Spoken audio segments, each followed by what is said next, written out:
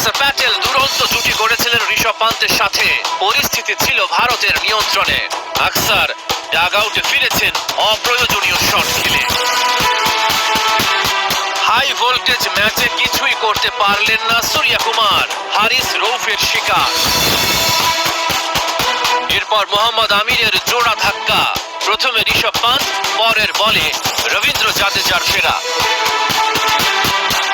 19 ওভারেই গুটিয়ে যায় ভারতের ইনিংস। বোর্ডে 119 রান। 3টি করে উইকেট শিকার করেন নাসিম শাহ ও হারিস রৌফ। কি করলেন দুবে, বিশ্বাসই করতে পারছিলেন না বুমরা। ফেলে দিলেন রিজওয়ানের ক্যাচটা। আর্লি ব্রেক থ্রু পায়নি ইন্ডিয়া। দুবে ভুল করেছেন, তবে সূর্যকুমার ফিল্ডিং এ দুর্দান্ত। আর আজম বুমরার